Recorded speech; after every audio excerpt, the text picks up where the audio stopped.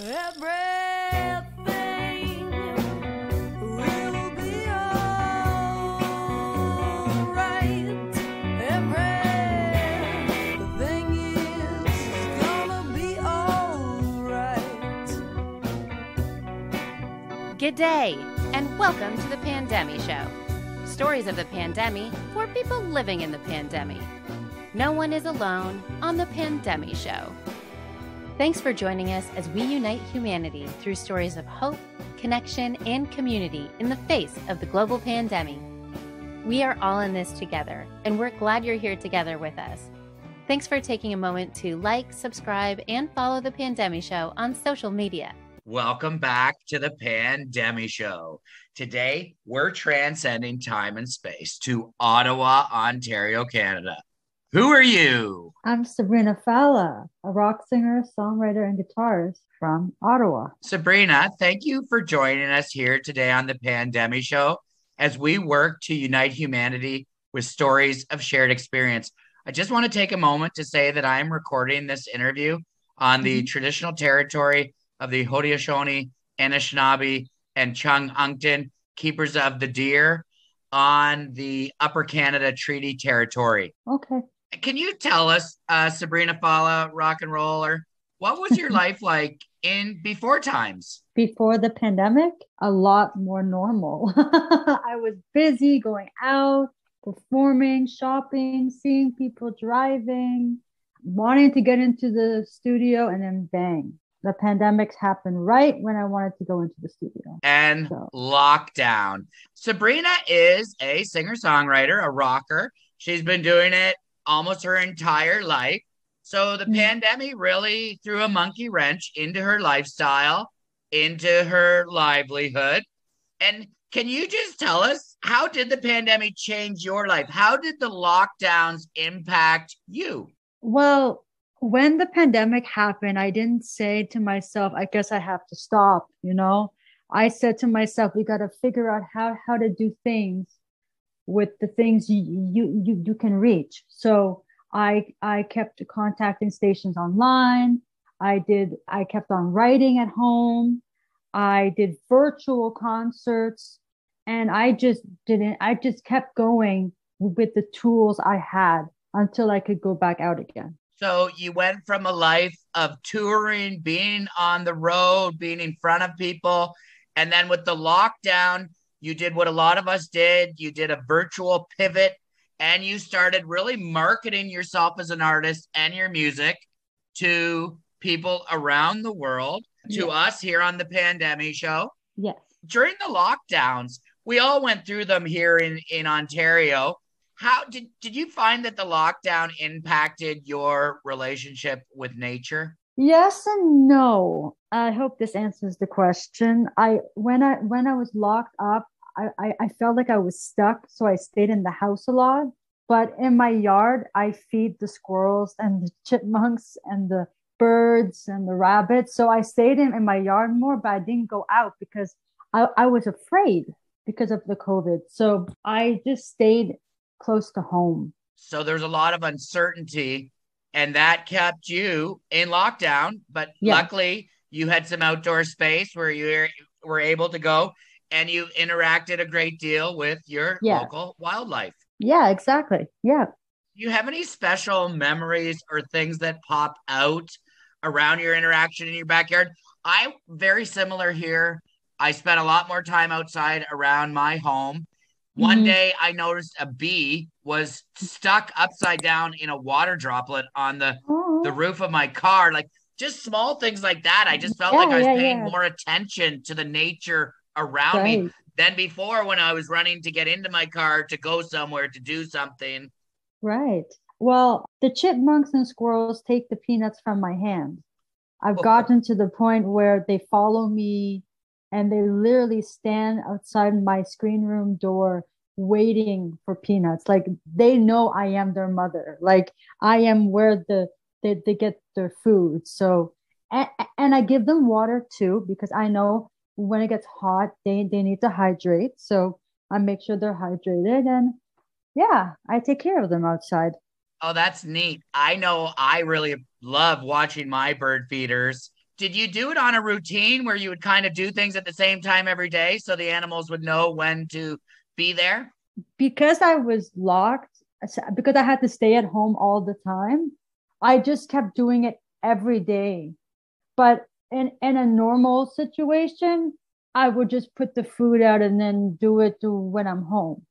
But because I was in lockdown, I could sit outside all day and just feed them and enjoy the weather and seeing the birds fly. I didn't really have much to do, right? So We're in season 3 now of the pandemic, April yes. 2022, and we have had really great weather here in Ontario the last 2 years. Now, I'm going to knock on wood that it will continue. How many different Yes. squirrels or chipmunks were you feeding? Well, I have 4 chipmunks in my yard, which they live under my screen room deck, which is interesting because my cat always looks down to see if they're there, but I don't let my cat out. It's an indoor cat. I always tell him that they're friends, they're not to be chased, as if the cat even listens to that. My squirrels, I've been feeding them for almost, I think it's going to my 8th year. So I know them very well, and I even name them. What are their I names? name, well, Blackie is the first squirrel that came to me about 7, 8 years ago and started to get to know me. And then it was the first squirrel that took the peanut from my hand. And then a few years later, another squirrel named Grayster came. He was gray. He stayed for 2 years, and I think he found a girlfriend and then went away. Congratulations. And then Fluffy is the red squirrel, and I just call them Brownie or Snowflake if they have some white tail. I just name them some cute names just to be fun. It just keeps me going, just to do something while I'm waiting to go back out again, just having fun with it. I find watching a bonfire or chickens almost or more exciting than Netflix. So I identify with the natural excitement of a hustling, bustling backyard, Yes. especially when you have a food relationship with your local wildlife. That's positive to hear that you were able to spend more time and developed a hand feeding relationship with Alvin, Simon, and Theodore the chipmunks. I did have Alvin, Simon, and Theodore, and an extra chipmunk. I didn't have a name for, but yeah, I did have them.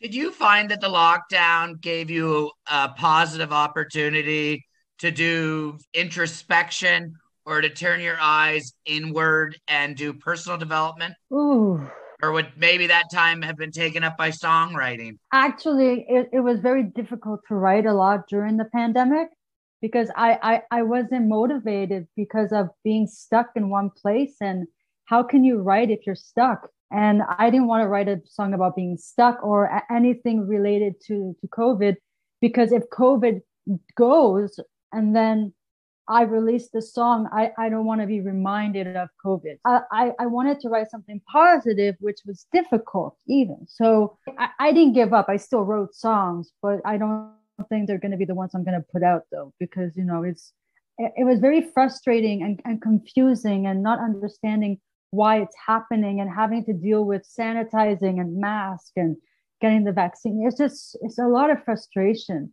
But I didn't think of that. I just focused on what I could do during that time. Myself up. Yeah. How was your relationship with your community impacted by the pandemic and lockdown? In Canada, I think we followed the rules very well. I think not many people got sick, were affected by it. From what I have heard, I don't like listening to news a lot because there's a lot of negativity on it. But from what I have read and heard, I think we are okay. I think we follow the rules. I think everybody respected one another. And even now that even the mandates are gone, people are still wearing masks. They're still respecting. They haven't taken it off completely. So I think it's fine. I think we were all good. I think how people came together for the common good really is one of the winners or the successes of the pandemic and of community. And it'll be interesting to see as we move through the stages of the pandemic. You hear people say there has been the end of the beginning of the pandemic. I know in the Right. first wave or two, I did lose a great aunt to COVID, but I didn't Oh, know as many people with COVID as I know now in the sixth wave here in oh, Ontario. Seems like everybody knows lots of people now that have had it or have had it themselves. wow. I haven't had it. I haven't gotten COVID. But Mm, since things have been going on, I don't think I've had COVID either. Who do you think the no. pandemic winners and losers have been during this whole thing? What do you mean by the winners and losers? Well, I heard in the after the first year of the pandemic on the Money Minute on the local radio station that Right. there had been 500 new billionaires created in the first year of the pandemic, while nearly a billion people fell below the poverty line. So it seems like income inequality, which was a problem before the pandemic, Oh, okay. I see really what you took mean. off during the pandemic, and the haves and the have-nots, depending on where you were, you might have been a winner or a loser. I know a few businesses lost their jobs because of COVID. They just they couldn't work, so their business went down, which is really sad, especially when you work so hard to build a business and then you just lose it like Yeah, that. I think businesses were getting frustrated during the pandemic trying to keep it open with COVID. So I think everybody is trying to balance it out. But it's sad for people who have lost their business. absolutely. And people unemployed, and you hear that people that were in abusive relationships before the Oh, pandemic and the isolation made it even worse. But yes. Sabrina Fallah from Ottawa, Ontario, Canada, thank you so much for joining us here today on the Pandemy Show. Thank you Stories of so the much. pandemic for the people of the pandemic. No one's alone on the Pandemy Show. You've agreed to play song title in the form of a pandemic Yes. question, inspired by Vancouver's own Nardwar the Human Serviette. And we're going to be playing with songs that you had written and had toured with before the pandemic. Our Right. first question, timely as ever, based on your song, The Front Line. Yes. How is the front line holding up? The front line's doing very well on radio right now. It's still going well. Stations are still picking it up as we speak. So I'm happy that COVID did not ruin that.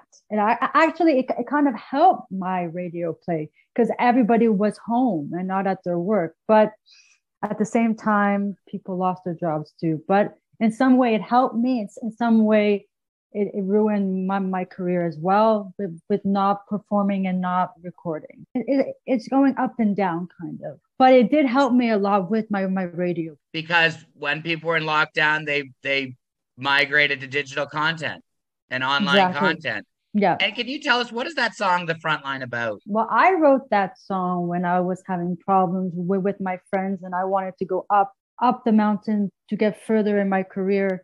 And they were down and they weren't following me and they didn't want to come along with me. So I wrote the song about don't give up. If you want to go and succeed, go. You might lose friends, but you'll make new ones on the way. Out with the old, in with the new. Exactly. Next question here today on the Pandemic Show with song title in the form of a pandemic question with Sabrina Fallah. How has the pandemic hurt us and how will we heal? Based on your song, Hurt. I think a lot of people have been affected by it because people who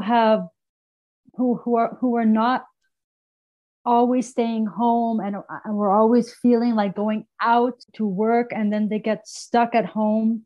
They had to get used to that change. It can get very frustrating when you're never home and then you have to stay home. So I think now that they're going back to their normal life, but still you have to be safe and you have to be careful because COVID's not gone. It's still around. Yeah, I think people eventually will have to get used to everything. But I'm sure during COVID, like me, like I didn't like being stuck. I like going out and interacting. So that affected me. But now, even that everything's open, I'm still taking it slow because I'm not going to run out there immediately. I'm still being safe on my end. Taking a wait and see approach on how the reopening is going. I hear you. Exactly. Yeah. When the pandemic is over, we may only have one chance to make the world a better place. What should our priority be based on your song, One Chance? Live life the way you want to live it. And if you want to go back to the way it was, you still have to remember it's not just COVID out there. There's other viruses and diseases floating in the air. Just don't worry so much and just go for it. Yeah, it's going to be interesting to see how things unfold. But now with the vaccination campaign and the greater understanding of the respiratory transmission of this, we've come a long way since March 2020. Yeah, I know, right? Next question. The pandemic has shown us paradise comes with a price. What is that price? Based on your song, Paradise Comes with a Price. That song is about depression, and I wrote it to help people who are dealing with it not to give up on themselves. And I know during the pandemic, people who were not dealing with mental health started having mental health problems, and it was probably harder on them because they never felt that way. So I think a lot of people dealt with depression during the 2 years of COVID, and worse than before COVID hit, because you were stuck at home. And nothing makes depression worse than forced isolation. Exactly. So now that we've moved into this next stage of the pandemic, what do you think is going to help us and help people with mental health and suffering from depression? Do you think it's going to be the music? It can be anything that person enjoys that can get their mind off of everything to make them feel better. Just keep active, keep doing what you love and enjoy, but be safe at the same time. I'm not an expert on depression or mental health. I think it's very important, and I think it's important we talk about it.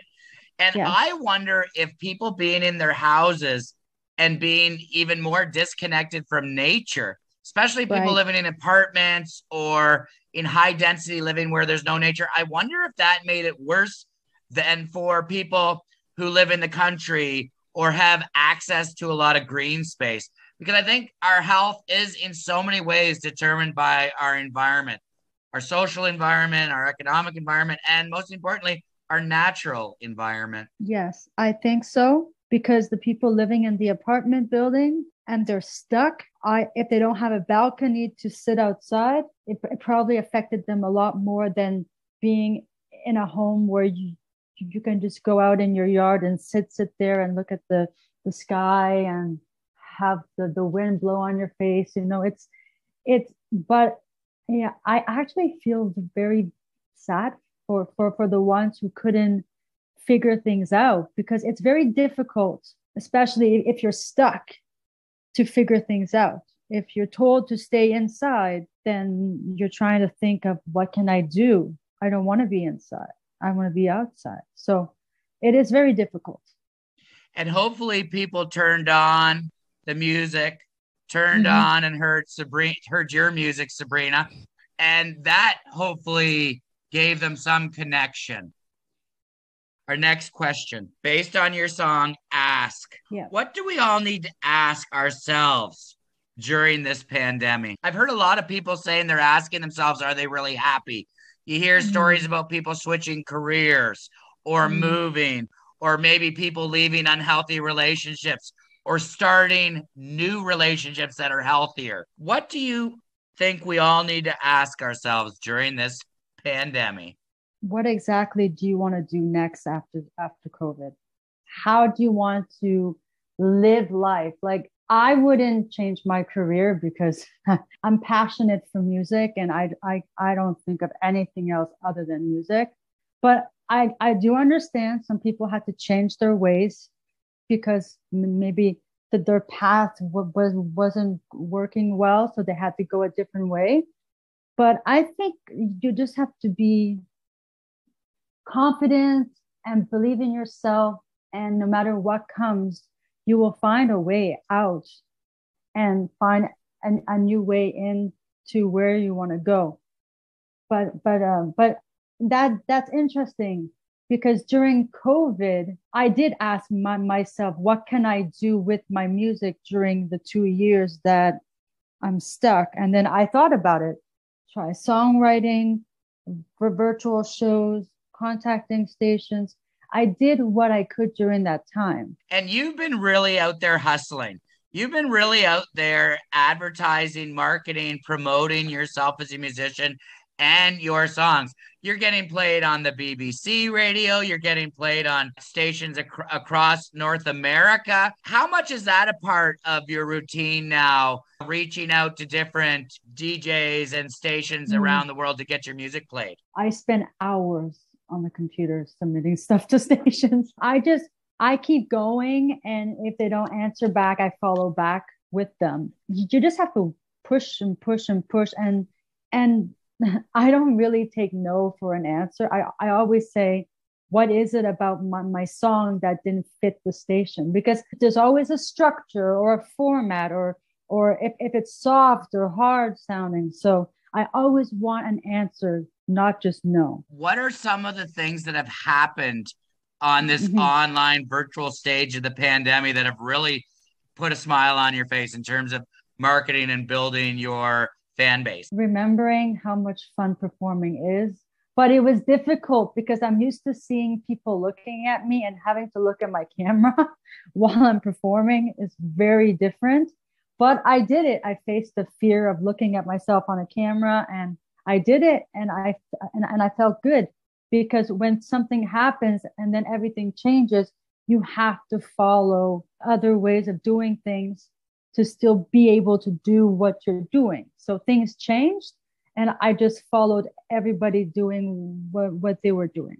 Sabrina Fallah, thank you so much for joining us here today on the Pandemy Show. Stories of the pandemic for the people of the pandemic. No one's alone on the Pandemy Show. Can you tell us, what do you hope the world is like in after times? I hope the world, I think people are going to be very careful after COVID once it's gone. I think they're going to be even more careful than they were before COVID.